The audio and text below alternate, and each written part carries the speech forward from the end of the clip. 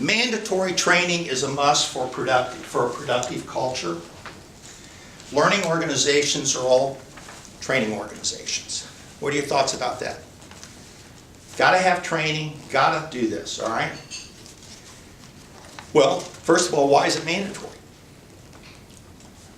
Now, I have worked with a consulting firm in Chicago. It's a tax consulting firm, and had their managers here in Chapel Hill, and they have mandatory training. They bring in young, smart, bright people out of college, and they put them through all these training programs. And I said, well, why is it mandatory? Well, it's not, they don't come. Really? Well, what's that tell you? Either one of two things. Your training sucks, or you're hiring the wrong people. But Jim, suppose they don't come. They suffer the consequence. I can still see this young man, his name Jim Hederman, scared to death. But Jim, they might not come. I said, Jim, trust me. You're good people, you're high growth people, they're hungry. You better be good. So, he goes back, typical thing, training class, etc. All right? Now, what do you expect normally happens? Mandatory training class starts at noon. What's the first thing you notice? No one's on time. Right? Right. Okay? Plus, when they get there, they're multitasking. Plus, they're not all there. So I said, I thought this was mandatory. Well, they had a client meeting. Everybody has a client meeting when it comes time to train. So I said, well, first of all, you got to change your belief system. Work and learning is synonymous. You don't stop working to learn, and you don't stop learning to work. It's synonymous. Secondly, your learners are accountable for learning. If you want a high growth culture, high accountability culture, the learner's accountable for learning. The employer's accountable and responsible for making learning available.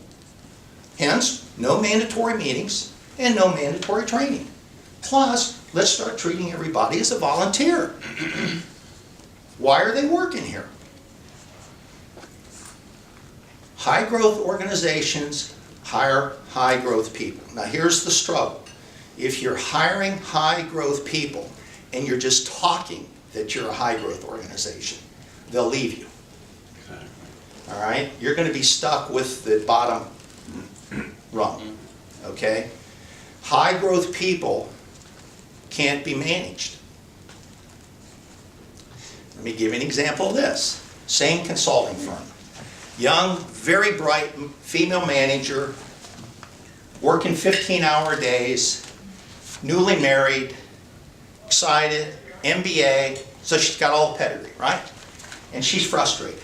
She's working every night till 7, 8, 9 o'clock at night, and the staff goes home every night at 5. She says, I don't understand this. And I said, well,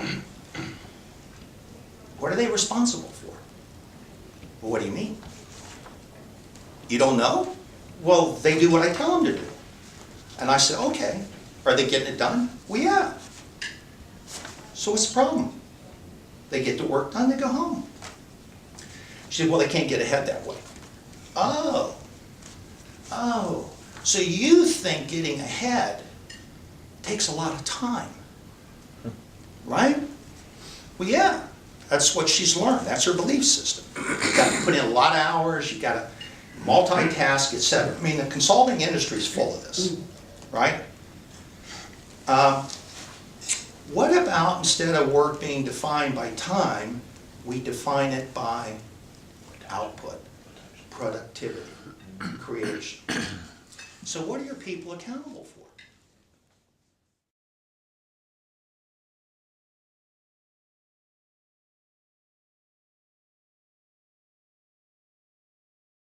And this is from very smart people. There's a young man who was continually falling behind in his work. He had staff working for them. They were following the same pattern and so on.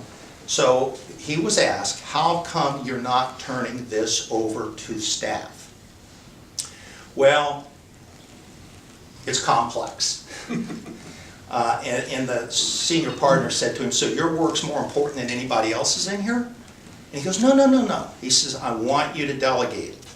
So he took a young intern, not even a full-time employee, handed her a project, and said, can you do this? And she said, well, I'm not real sure. And he said, well, let me know. And she took it away, and she came back 2 or 3 days later and handed it to him. Guess what he got? It blew him away. He's like, I couldn't believe this. Why not? You're hiring smart people, right? You're hiring people that are resourceful. Why are you giving them mind-numbing work? Well, one of the reasons we do is because if they're doing the work, what am I going to do? Right? Because I got where I am because I'm good at doing the work. So this is where we get into the difference of influence and position. So a lot of people think management is overhead. A lot of people think that people that run and own businesses, they don't do anything. Well, of course they don't. What they are doing is developing people.